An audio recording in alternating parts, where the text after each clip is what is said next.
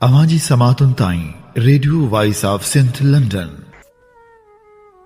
वेजन सिंह वाई पिया किरिय करण पाण, अघा उनो हुञाण पसो सूर सिझाया। भलारे भिटदण जे भलारे बैत सां मुझी आवाज़ मुसाफ़िर radio voice of Sindh London ता थी दुनिया जी कुंड कुड़छ ताईं जंहिंजो ॿुधे पियो उन्हनि मिड़नी महिरबाननि खे सिक भरियो सलाम शाल क़बूल पवे। 6 जनवरी 2025 सूमर जे ॾींहुं प्रोग्राम सोच वीचार साण करे आऊं अवां जी ख़िदमत में हाज़ुर अवां जो पंहिंजो मेज़बान हबीब लगारी।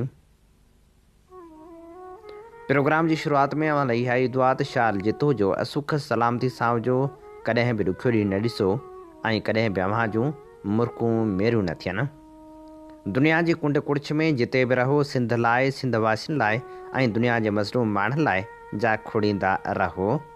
शाल अवां जा ख़्वाब तबीरनि सां लाम लही सघनि। हाणे त सिंध जे वॾे वज़ीर पाण बि एतिराफ़ कयो आहे त सिंध जी 52,000 एकड़ ज़मीन कारपोरेट फार्मिंग लाइ ॾिनी वई आहे, पर हुन उमरकोट वारी ज़मीन बाबति काबीना जी सब कमेटीअ जी थियल गॾिजाणीअ खां लाइल्मी जो इज़हार कयो आहे। इहो बि सच आहे त पीपल्स पार्टी जी पुराणी रिवायत रही आहे त हूअ पाण धरती जा सौदा कंदी आहे ऐं पोइ पाण ई लाइल्मी जो इज़हार कंदी आहे जेसि ताईं वञी मामिरो साम्हूं अचे। सिंधू दरिया मां केनाल कढण जी मंज़ूरी वारे मामले ते बि पीपल्स पार्टी ईअं ई कंदी रही आहे। हिकु पासे पीपल्स पार्टी सां वास्तो रखंदड़ सदर आसिफ ज़रदारी केनाल कढण जी मंज़ूरी ॾिनी आहे त ॿिए पासे पीपल्स पार्टी इहा ॻाल्हि मञण लाइ तयार ई न आहे त को सिंधू जो सौदो उन्हनि ई कयो आहे। हिकु पासे वॾो वज़ीर गॾिजाणी खां अणॼाणे जो इज़हार करे पियो त ॿिए पासे इहा बि हक़ीक़त आहे त उमरकोट में 14,000 खां वधीक ज़मीन कारपोरेट फार्मिंग लाइ अलाटमेंट कई वई आहे, जंहिं अलाटमेंट जी वॾे वज़ीर पाण तस्दीक कई आहे। जॾहिं त deputy commissioner Umerkot corporate farming लाइ 14,000 एकड़ ज़मीन जो अघु बि मुक़ररु करे छॾियो आहे। ख़ानगी टीवी वसीले पहुतल ख़बरनि मूजिबि कारपोरेट फार्मिंग लाइ 2 खां 5 लख रुपयनि में फ़ी एकड़ ज़मीन अलाट कई वेंदी। उमरकोट ज़िले जे देह खोरंगो ऐं छोर में फ़ी एकड़ ज़मीन 2 लखनि में अलाट कई वेंदी। देह बानियारी में कारपोरेट फार्मिंग लाइ फ़ी एकड़ ज़मीन 5 लख रुपयनि में अलाट कई वेंदी। मुख़्तियारकार उमरकोट जी सरबराही में 22 जुलाई 2024 ते जोड़ियल कमेटी 1000 एकड़ ज़मीन अलाटमेंट लाइ क़ीमत मुक़ररु कई। 24 सेप्टेम्बर 2024 ते नेगोशिएशन कमेटी जोड़ी वई हुई, जंहिं उमरकोट में ज़मीन अलाट करण ते लिखत में राज़पो ज़ाहिर कयो। डिप्टी कमिश्नर उमरकोट जी रिपोर्ट खां पोइ सिंध काबीना खे ज़मीन अलाट करण लाइ सिफ़ारिश कई वई।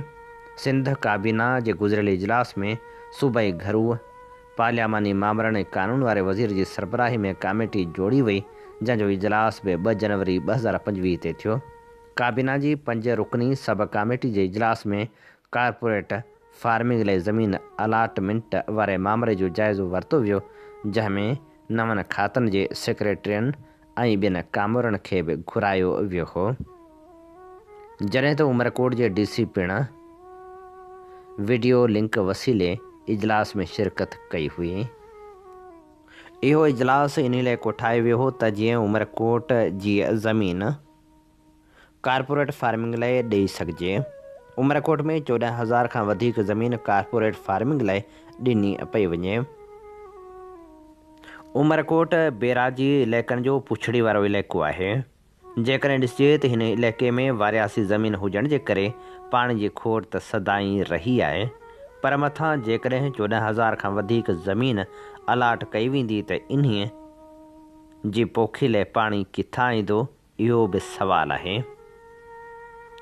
इलाइक़े वासी पहिरें ॾींहं खां इहो ख़दशो ज़ाहिर कंदा पिया अचनि त असां जूं ज़मीनूं त असां खां खसियूं वेंदियूं, पर असांखे पीअण लाइ बि पाणी मुयसरु न थी सघंदो। सिंध वासियुनि जे हथनि मां निकिरी वियल ज़मीनूं केरु वराए न वराए, पर इहो सच आहे त जॾहिं हथ वस में कुझु न रहंदो तॾहिं धरती ते धरती वासियुनि खे दरबदरी जो दर्द नसीब थींदो। सिंध जूं ज़मीनूं हारियण बदिरां ग्रीन कारपोरेट कंपनी खे ॾियण जे हवाले सां सिंध हुकूमत आवाम सां सच ॻाल्हाइण खां लवाईंदी रही आहे। तोड़े जो इन तनज़ीम सां निगरान सरकार वारे दौर में मुआइदो थियो हो, पर इलेक्शन खां पोइ नई सिंध हुकूमत ठाहिण ते सिंध जे वॾे वज़ीर सैद मुराद अली शाह इहो ऐलान बि कयो हो त निगरान दौर में थियल सिंध लाइ हाञेकार समूरा फ़ैसिला ख़तमु कया वेंदा, पर हैरत इहा आहे त पंहिंजे उन बयान ते को बि अमल न कयो वियो ऐं सिंध जूं ज़मीनूं हारियण बदिरां ग्रीन कारपोरेट कंपनी खे ॾियण जो सिलसिलो जारी आहे। हूं बि जेकॾहिं ॾिसिजे त इक़्तिदार अचणी वञणी शइ आहे ऐं हुकूमत खे सिंध जा मुफ़ाद वधीक अज़ीज़ हुजणु घुरिजनि, पर माज़ी में ॾिठो इहो वियो आहे त सिंध हुकूमत पंहिंजनि बयाननि जे उबतड़ अमल कंदी आई आहे, जंहिंजो हिकु मिसाल आदमशुमारी वारा अंग अखर क़बूलण पिणु आहे। रियासती इदारनि खे को बि हक़ न आहे त उहे हारियुनि ऐं निढनि आबादगारनि खां उहा ज़मीन खसियनि जेका उहे पीढ़ियुनि खां आबाद कंदा अचनि। उहो क़दम न रुॻो ग़ैर क़ानूनी आहे पर ग़ैर इख़लाक़ी पिणु आहे। घणे भाङे जंहिं ज़मीन खे ग़ैर आबाद ऐं सरकारी मिल्कियत ॾेखारियो पियो वञे उन ते ॻोठ आबाद आहिनि। जीअं उमरकोट जी ज़मीन जे हवाले सां डिप्टी कमिश्नर जो चवणु आहे त उते वेठल आबादियुनि खे लॾाए सघिजे थो। आख़िर उहा कहिड़ी ज़हनियत आहे जो माण्हुनि खे बेदख़ल करे उन्हनि खे लॾाए ज़मीन हिकु ख़ानगी इदारे जे हवाले कई वञे? छा इन अमल सां हुक्मरान अवाम जे मैंडेट जो हक़ अदा करे रहिया आहिनि? बहितर इहो आहे त सिंध जूं ग़ैर आबाद ज़मीनूं आबाद करण लाइ मक़ामी हारियुनि खे ॾिनियूं वञनि ऐं ज़मीनूं आबाद करण ख़ातिर खेनि बिना व्याज कर्ज़ बि ॾिना वञनि ऐं उन्हनि खे तरबियत ॾिनी वञे त उहे जदीद टेक्नोलॉजी जे इस्तेमाल सां बहितर पैदावार हासिल करे सघनि। कारपोरेट फार्मिंग वॾे पैमाने ते जदीद ज़रई तरीक़े खे इख़्तियार करणु ऐं घणो मुनाफ़ो हासिल करण ते ॿधलु आहे। ज़ाहिरी तौर ते ईअं लॻे थो त उन सां तरक़ी थींदी, पर हक़ीक़त में उन जा नुक़सान घणा आहिनि। नुक़सान न रुॻो मुआशी तरह मक़ामी हारियुनि जे लाइ आहिनि, पर समूरे माहौलियाती निज़ाम खे बि कारपोरेट फार्मिंग सख़्तु मुतासिर करे थी। सिंध में अॻु में ई पाणी जी खोट आहे ऐं हज़ारे एकड़ नई ज़मीन आबादी हेठि आणण लाइ वाधू पाणी जी ज़रूरत पवंदी। उहो पाणी किथां ईंदो? ज़ाहिर आहे उन सां सिंध जे पाणी जो हिसो वधीक घटिजंदो। ॿी ॻाल्हि इहा त कारपोरेट फार्मिंग सां ज़रायत खे पिणु हाञो रसंदो। ख़ासि तौर ते कारपोरेट फार्मिंग वारा उहे फसल पोखींदा जिन मां उन्हनि खे वधीक मुनाफ़ो मिले। उन करे उन्हनि जी तरजीह खाद खुराक लाइ इस्तेमालु थींदड़ फसल न हूंदा। उन सां अॻिते हली फूड सिक्योरिटी जो मसइलो पिणु पैदा थींदो। कारपोरेट फार्मिंग सबबि सिंध जे ॿाहिराड़ियुनि जी समाजी ऐं सक़ाफ़ती ज़िंदगी ते पिणु असरु पवंदो। ज़मीन सां लाॻापियल रीतूं रस्मूं ऐं सक़ाफ़ती रिवायतूं पिणु ख़तमु थी वेंदियूं। कारपोरेट फार्मिंग जीअं असां मथे ज़िक्र कयो आहे सिंध जे माहौलियाती निज़ाम खे पिणु शदीद मुतासिर कंदी। वॾियूं कंपनियूं पैदावार लाइ कीमियाई भाण ऐं ज़हरीला फुआरा इस्तेमालु कनि थियूं, जंहिंजे करे ज़मीन जी ज़रख़ेज़ी मुतासिर थिए थी। रुॻो इहो ई न पर इंसाननि ऐं जानवरनि जी सिहत लाइ पिणु ख़तरा वधी वञनि था। सोचण जहिड़ो सवाल वरी बि इहो आहे त छा हुकूमत अवाम जे ॾुखनि ॾोलावनि खे दूरि करण जे लाइ उहे ज़मीनूं कारपोरेट फार्मिंग हवाले करण बदिरां मिसकीन मारवड़नि ऐं बेज़मीन हारियुनि हवाले कंदी? अवां जी समातुनि ताईं radio voice of Sindh London. हीअं ॿुधी रहिया आहियो radio voice of Sindh London. अवां जी ख़िदमत में प्रोग्राम पेश कयो पियो वञे सोच वीचार। सोच वीचार जे हिन सफ़र में आऊं अवां सां मुख़ातिब अवां जो पंहिंजो मेज़बान हबीब लगारी। पाण ॼाणूं था त दरिया ते धाड़ जूं कोशिशूं थी रहियूं आहिनि। पाण खे इहा बि ख़बर आहे त सिंध जी ज़मीन नीलाम थिए पई। कारपोरेट फार्मिंग जे नाले ते भुगड़नि मुठ वेंदड़ सिंध जी ज़मीन खे बचाइण लाइ हुक्मरान क़दम इन करे बि न पिया खणनि जो हू पाण उन विकिरे में मुलविस आहिनि। इन समूरी सूरत हाल ते नूर अहमद कातियार लिखे थो, 4 जनवरी 2025 जी सुपर लीड ख़बर शाया कई वई त उमरकोट ज़िले जी 14,008 एकड़ ज़मीन कारपोरेट फार्मिंग लाइ green corporation private limited company खे ॾियण जो तयारियूं कयूं वयूं आहिनि। सिंध काबीना पारां जोड़ियल सब कमेटी जो इजलास 2 जनवरी ते कानून ऐं घरू मामलनि जे सूबाई वज़ीर ज़ियाउल हसन लंजार जी सदारत हेठि सिंधी असेंबली में थियो, जंहिंमें वज़ीरनि मोहम्मद अली मलकाणी, इकराम धारेजो, लाइव स्टॉक जे सेक्रेटरी काज़िम जतोई, आपाशी सेक्रेटरी ज़रीफ़ खेड़ो, कानून वारे सेक्रेटरी अली अहमद बलोच, ज़राअत जे सेक्रेटरी सुहेल कुरैशी, नाणे खाते जे PP यूनिट जे डायरेक्टर जनरल ऐं ॿियनि शिरकत कई। उमरकोट जे डिप्टी कमिश्नर नवीद लाड़ खे ज़ूम ज़रिए इजलास में शामिल कयो वियो। इजलास में उमरकोट जे तपे दीनोर में ईंदड़ 3 देहनि, खोड़ीगो, छोर, थर ऐं ॿाहियारी में वाक़िअ 14,008 एकड़ ज़मीन खे आबादी लाइक़ु बणाइण ते ग़ौर कयो वियो। इजलास में आपाशी खाते पारां राय ॾिनी वई त मौजूदा थर केनाल उमरकोट ज़िले जी घुर्ज मस पूरी करे सघे थो। दीनूर जी ज़मीन खे आबाद करण लाइ इन कैनाल खे रीमॉडल करणो पवंदो, पर साॻिए वक़्तु पके कैनाल ज़रिए दीनूर ताईं पाणी पहुचाइणो पवंदो। इजलास खे डिप्टी कमिश्नर उमरकोट ॿुधायो त दीनूर जी 90% ज़मीन सरकारी आहे, जॾहिं त 10% ज़मीन ते मुख़्तलिफ़ खातेदार ऐं आबादियूं आहिनि, जिन खे ज़रूरत पवण ते लॾाए सघिजे थो। ही ख़बर पाण थोरी तफ़सील सां इन करे पेश कई आहे त ही हुक्मरान कारपोरेट फार्मिंग लाइ अॻु छा चवंदा रहिया आहिनि ऐं हाणे छा था चवनि, खेनि आइनो ॾेखारणु इंतिहाई ज़रूरी आहे ऐं इहो बि ॿुधाइणु ज़रूरी आहे त ग्रीन पाकिस्तान ऐं कारपोरेट ज़रई फार्मिंग जे नाले में सिंधी माण्हुनि खे पंहिंजे वतन में बेवतन करण में कहिड़ी धुर शामिल आहे।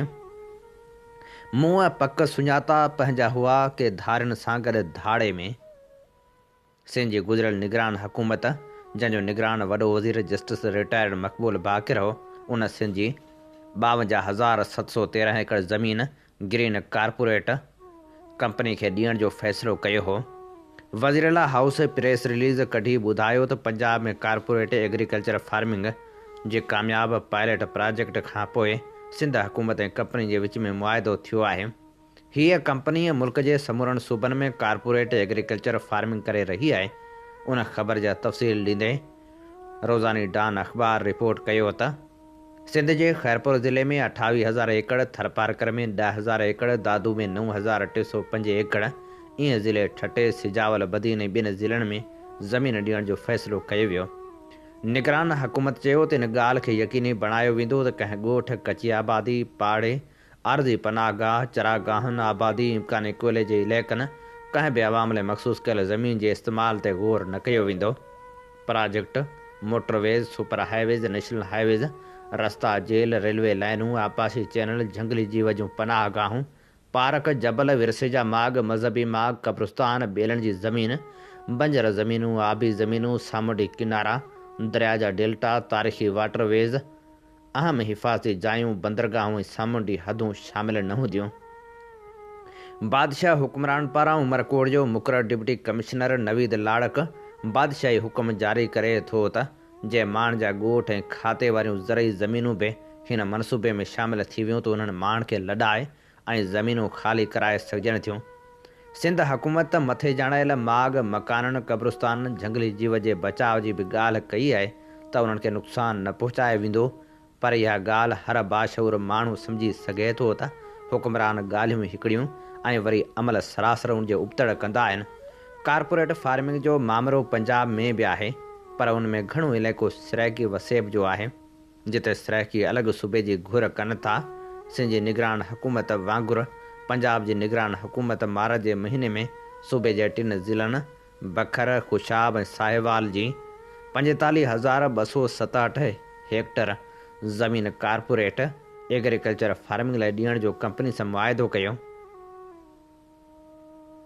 हिकु ॿी दस्तावेज़ी मूजिबि मिलिट्री लैंड डायरेक्टोरेट बखर जे तालुकनि कलवरकोट ऐं मकीरा में 42,724 एकड़, तालके क़ाइदाबाद ऐं खुशाब में 1,818 एकड़ ऐं साहिवाल जे चीचावतनी वारे इलाइक़े में 725 एकड़ ज़मीन ॾियण जो फ़ैसिलो कयो। ऐं इहो फ़ैसिलो बि कयो वियो त रियासती ज़मीननि ते मनसूबे जी तकड़ी ज़रूरत आहे। जून 2023 में लाहौर हाई कोर्ट पंजाब जी निगरान हुकूमत जे 3 ज़िलनि में 45,000 एकड़ ज़मीन फ़ौज खे ॾियण वारे फ़ैसिले खे रद्द कंदे चयो त इहो मुआइदो हुकूमत ऐं फ़ौज ॿिन्ही जे इख़्तियार खां ॿाहिरि आहे। जस्टिस आबिद हुसैन चट्ठा 134 सुफ़नि ते ॿधल तफ़सीली फ़ैसिलो ॿुधाईंदे चयो त निगरान हुकूमत खे आइनी हक़ हासिल न आहे त हू इलेक्शन एक्ट 2017 जे सेक्शन 230 तहत कारपोरेट एग्रीकल्चर फार्मिंग जे पॉलिसियुनि बाबति को बि फ़ैसिलो करे। उनजो को बि क़ानूनी इख़्तियार न आहे। उन फ़ैसिले खे साॻी अदालत में 2 जजनि ते मुश्तमिल बेंच में चैलेंज कयो वियो ऐं पोइ उहो ई फ़ैसिलो थियो जेको मालिकनि चाहियो थिए। कारपोरेट फार्मिंग जो मामिलो सेप्टेंबर 2024 में क़ौमी असेंबली में आयो। पीपल्स पार्टी जी क़यादत नवीद कमर ऐं ख़ुर्शीद शाह चयो त इहे मुआइदा निगरान सूबाई हुकूमतनि कया आहिनि। जवाब में नवाज़ लीग जी क़ौमी असेंबली जे मेंबर वफ़ाक़ी वज़ीर बराए आबी वसीलनि जे डॉक्टर मुसद्दक़ मलिक खेनि चयो त हाणे सूबाई असेंबलियूं चूंडिजी आयूं आहिनि, उहे फ़ैसिला भले रद्द करे छॾीनि। वज़ीर ऐवान खे ॿुधायो त ग्रीन पाकिस्तान हिकु मनसूबो आहे जंहिंजो मक़सदु बंजर ज़मीन खे पोख हेठि आणणु ऐं जदीद टेक्नोलॉजी वसीले फ़ी एकड़ पैदावार वधाइणु आहे, जंहिंमें पाणी जो मुसर इस्तेमालु बि शामिलु आहे। उहो मनसूबो सूबाई हुकूमतनि मुल्की ऐं ग़ैर मुल्की सीड़पकारनि जो गॾियल मनसूबो हूंदो। हुन चयो त ग्रीन कारपोरेट नाले हिकु company securities and exchange commission of Pakistan वटि रजिस्टर आहे जेका उन मनसूबे जी निगरानी कंदी। पाणी जी दस्तियाबी बाबति सवाल ते मुस्तक़ मलिक चयो त पाणी लाॻापियल सूबे जे अॻुवाट मुख़्तस कयल हिसे मां इस्तेमालु कयो वेंदो। वफ़ाक़ी वज़ीर चयो त चोलिस्तान कैनाल स्कीम उन मनसूबे तहत शुरू थियण वारी पहिरीं स्कीम हूंदी। अरिड़हीं आइनी तरमीम खां पोइ वफ़ाक़ी हुकूमत कंहिं बि सूबे खे इहो नथो ॿुधाए सघे त पंहिंजे हिसे जो पाणी कीअं इस्तेमालु कजे। नवाज़ लीग जे वफ़ाक़ी वज़ीर पारां क़ौमी असेंबली में अहिड़ियूं ॻाल्हियूं करण जे बावजूदि अॼु ॾींहं ताईं पीपल्स पार्टी जंहिंजी क़यादत बिलावल भुट्टो ज़रदारी ऐं सिंध जी क़यादत निसार खोड़ो ऐं वॾो वज़ीर मुराद अली शाह कनि था, उन हवाले सां रुॻो हिकु अखर बि ॻाल्हाइण लाइ तयारु न आहिनि। पर उल्टो सिंध जी निगरान हुकूमत पारां कारपोरेट फार्मिंग कंदड़ कंपनी खे ज़मीन ॾियण वारनि फ़ैसिलनि ते जीअं जो तीअं अमल कराए रहिया आहिनि। कारपोरेट फार्मिंग लाइ ग्रीन पाकिस्तान खे वधीक ज़मीन ॾियण लाइ पीपल्स पार्टी जी सिंध सरकार वज़ीरनि ते मुश्तमिल कमेटी जोड़ी ऐं मथे जंहिं ख़बर जो पाण ज़िक्र कयो आहे उहा सिंध सरकार जी कमेटी कारपोरेट कंपनी खे 13 लख एकड़ ज़मीन पूरी करे ॾींदी। कारपोरेट फार्मिंग जूं ज़मीनूं आबाद करण लाइ वफ़ाक़ी हुकूमत तय करे चुकी आहे त सिंधु दरिया मां चोलिस्तान कैनाल स्कीम समेत 6 ॿिया कैनाल बि कढिया वेंदा। हिकिड़े पासे सिंधीअ माण्हुनि जो पाणी मुकमल बंदि कयो वेंदो ऐं ॿिए पासे कारपोरेट फार्मिंग जे नाले में लखें एकड़ ज़मीन सिंध जी कब्ज़ो करे सिंधी माण्हुनि खे फ़लस्तीनियुनि वांगुरु पंहिंजे ई वतन में बेवतन करण वारे फ़ैसिले ते तेज़ी सां अमल थी रहियो आहे। मुल्क जो सदर आसिफ ज़रदारी फरमाए थो तव्हां परवाह न करियो, सिंध जो पाणी गैस केॾांहुं न वेंदा। सिंध जूं कुझु धुरियूं जेके क़ौम परस्ती ऐं रोशन ख़्याली जूं दावेदार आहिनि, उन जी क़यादत इक़्तिदार ख़ातिर उन क़ुवत सां गॾु आहे जेका हमेशह खां वठी असल मालिकनि जी वाध वीज ऐं अञा बि वधीक ताक़तवर बणिजण लाइ इज तमामुनि में दुआऊं घुरे थी। अहिड़ी ॾुखी सूरतहाल में सिंध जे हारियुनि, मज़दूरनि, निढनि आबादगारनि, वकीलनि, वतन दोस्त अदीबनि, साफ़िन, उस्तादनि, शागिर्दनि खे अवाम जो गॾियल इतिहाद करणो पवंदो, तॾहिं ई पंहिंजो पाणी ऐं धरती बचाए सघिबी। हीअ असीं अवां जी ख़िदमत में पेश करे रहिया हुआसीं नूर अहमद कातियार जो लिखियल लेख। अवां जी समातुनि ताईं radio voice of Sindh London. अव्हीं ॿुधी रहिया आहियो radio voice of Sindh London. अवां जी ख़िदमत में प्रोग्राम पेश कयो पियो वञे सोच वीचार जे हिन सफ़र में आऊं अवां सां मुखातिब अवां जो पंहिंजो मेज़बान हबीब लगारी। प्रोग्राम सोच वीचार में हाणे शामिल करियूं था अदबी तक़रीबन जो अहवाल। लाड़काणे में 2 शख़्सियतनि अदीब, शाइर ऐं पब्लिशर ईसा मेमण ऐं समाजी शख़्सियत ख़ालिद अंसारी सां रिहाण रचाई वई। तक़रीब जी सदारत कंदड़ नामियारे अदीब ऐं ड्रामे निगार सिकंदर अब्बासी सदारती तक़रीर कंदे चयो त शख़्सियतूं तारीख़ जा पेर हूंदियूं आहिनि जेके पंहिंजे फ़हम, इदराक, अमल ऐं किरदार सां तारीख़ खे अॻिते वधाईंदियूं आहिनि। ईसा मेमण ऐं ख़ालिद अंसारी बि उन्हनि शख़्सियतनि मंझां आहिनि ईसा मेमण हिकु पारस आहे, हूअ लोह खे पारस बणाइण वारो माण्हू आहे।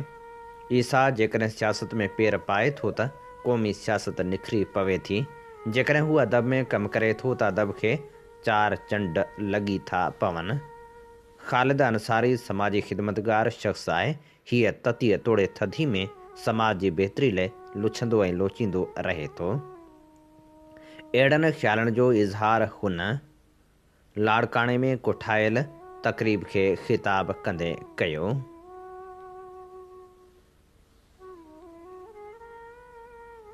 तक़रीब खे ख़िताब कंदे साहिब रिहाण ईसा मेमण चयो त क़ौमनि जे मथां जॾहिं बुहरान ईंदा आहिनि त सियासत उन्हनि बुहराननि खे मुंहुं ॾियण लाइ पंहिंजो किरदारु अदा कंदी आहे। पर जॾहिं समाज इख़लाक़ी ॾिवालपणे जो शिकार थींदो आहे त अदब पंहिंजो किरदारु निभाईंदो आहे। आउं कोशिशि करे रहियो आहियां त ॿिन्ही प्लेटफार्मनि तां पंहिंजो मुस्बत किरदारु अदा करियां। आउं सदाईं पुरउमेद रहियो आहियां। हिन समाज खे असां बदिलाए सघूं था ऐं बदिलाए ॾेखारींदासीं। साहिब रिहाण ख़ालिद अंसारी ख़िताब कंदे चयो त आउं कंहिं बि तशहीर खे पसंदि कोन थो करियां। मां ख़ामोश ख़िदमतगार जीअं तारीख़ में पंहिंजो निढड़ो हिसो ॻंढींदे समाजी ख़िदमत करियां पियो।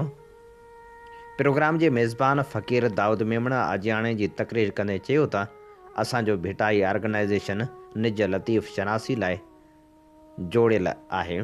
पर अॼु असां हिकु अदीब ऐं हिकु समाजी शख़्सियत सां रिहाण करे ख़ुशी महसूसु करे रहिया आहियूं। उन्हनि खां सवाइ प्रोग्राम में रफ़ीका बड़ो, हमज़ अली सोहो, एजाज़ सोलंगी, तारक बदवी, ख़लीक मेमण, मुसवर मंगी महिमान तौरु ऐं हुसैन कुंभर, अहमद नवाज़ खोसे, समी साजिद जुणेजे, सिद्दीक़ सूमरे, जुनेद डहर, स्कॉलर मोर मुगेरी ॿिन बि ख़िताब कयो।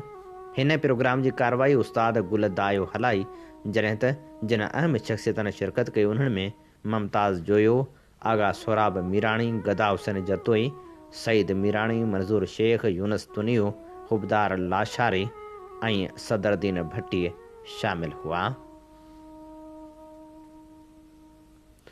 हैदराबाद में नामियारे कहाणीकार हमीद सिंधी जी 5वीं वरसी मल्हाई वई। बज़्म रूह रिहाण पारां कासिमाबाद में नामवर कहाणीकार हमीद सिंधी जी 5वीं वरसी जी तक़रीब मुनक़िद कई वई, जंहिंजी सदारत प्रोफेसर डॉक्टर काज़ी ख़ादम कई। उन मौक़े ते ॻाल्हाईंदे प्रोफेसर डॉक्टर काज़ी ख़ादम चयो त हमीद सिंधी हिकु तहरीक ऐं जदोजहद जो नालो आहे। हुन अदीबनि जे क़ाफ़िले खे अॻिते वधायो। संस ॿारियल लाट बज़्म रूह रिहाण जी सूरत में मौजूदु आहे। ख़ासि महिमान नसीर मिर्ज़ा ख़िताब कंदे चयो त हमीद सिंधी अमर जलील, महताब महबूब, आगा सलीम जहिड़नि लेखकनि जे जोड़ जो कहाणीकार आहे। हुनखे हमेशह यादि रखियो वेंदो। हमीद सिंधी जे पोटे मोहम्मद सलमान अरशद हमीद चयो त बज़्म रूह रिहाण जे प्लेटफार्म तां लेखकनि खे तख़लीक़ूं पढ़ण जो मौक़ो मिले थो ऐं पाबंदी सां अदबी प्रोग्राम थी रहिया आहिनि। अहिड़ियुनि सरगर्मियुनि सां ई बाबा हमीद सिंधी जी यादि ताज़ी थिए थी। लेखिका नज़ीरा मुजद्दिद कुरैशी चयो त हमीद सिंधी बाबा वांगुरु मूंखे किताब ॾींदो हो। हुन अदीबनि खे दिलि सां इज़त ॾिनी। कहाणीकार सलीम चना चयो त हमीद सिंधी जे रूह रिहाण रिसाले में शार्ट स्टोरियूं छपियूं। उन्हनि सिंधी समाज जी आबियारी कई। लेखक अब्दुल अज़ीज़ जुणेजे चयो त हमीद सिंधी साहिबु मुंहिंजो उस्तादु रहियो। हुन कानून जो इल्मु पढ़ायो। हिकु अज़ीम इंसान हो। सहाफ़ी वफ़ा रज़ा चयो त बज़्म रूह रिहाण जे ख़बरनि जे आधार असां मशाइरनि जे वरसियुनि जा ॾींहं तरतीब ॾेई अदबी सुफ़ा अख़बार में छपिया। सहाफ़ी शफ़ीक़ कांदड़े चयो त हमीद सिंधी अदीबनी मशाहिरनि खे यादि करे उन्हनि जा ॾीहाड़ा मल्हाइण जो निरालो अदबी कमु कयो। उन मौक़े ते दरिया ख़ान पीरज़ादे, अकरम बुखाराई, तालिब बंभरे, मोहम्मद अयूब जुणेजे, ग़ुलाम क़दर बुर्दी, नौशाद भट्टी, सलीम महेरी, डॉक्टर अज़ीज़ थेबे, बशीर ख़ासकिली ॿिनि लफ़्ज़नि जी भेटा पेश कई। जॾहिं त प्रोग्राम जी कार्रवाई बज़्म रूह रिहाण जे सेक्रेटरी वाहिद कांदड़े हलाई। हारियण लाइ जाखोड़ींदड़ हारी हलचल जे अॻवान कामरेड मोहम्मद रमज़ान ख़ासकिली जी 3 वरसी जे मौक़े ते 15 जनवरी ते हैदराबाद में पाणी कॉन्फ्रेंस कोठाइण जो ऐलान कयो वियो आहे। सिंध हारी कमेटी पारां 15 जनवरी ते सिंध खे सुकाइण जी साज़िश ख़िलाफ़ पाणी कॉन्फ्रेंस कोठाई वेंदी, जंहिंमें सिंध जा घणघुरा अॻवान, कुमप्रस्त, पुरहित अॻवान, मज़दूर अॻवान, आबादगार, अदीब, दानिश्वर, लेखक ऐं शाइर शिरकत कंदा। इन सिलसिले में सिंध हारी कमेटी पारां अहमद नवाज़ इनकलाबी, अब्दुर्रहमान पंवर, ग़ुलाम हुसैन ख़ासखेली, कामरेड महबूब हैदर ते मुश्तमिल कमेटी ठाही वई आहे, जेका सिंध जे सियासी, समाजी, अदबी, इल्मी शख़्सियतनि खे दावतूं ॾींदी। कॉन्फ्रेंस जी सदारत सिंध हारी कमेटी जो सदर समर हैदर जतोई कंदो। हीअ असीं अव्हां जी ख़िदमत में पेश करे रहिया हुआसीं सिंध में थींदड़ इल्मी अदबी तक़रीबनि बाबति अहवाल। इन ते प्रोग्राम सोच वीचार जो वक़्तु पुॼाणी ते पहुचे थो। पंहिंजे मेज़बान हबीब लगारे खे इन साॻी दुआ सां ॾींदा इजाज़त। वसे भिट तुंहिंजी भलारा सदा, सदा देस परदेस सारा वसन, कॾहिं सींद सिंधी न मेरी थिए, कॾहिं मोड़ कंहिंजा न मुरझाए अचनि। अवां जी समातुनि ताईं radio voice of Sindh London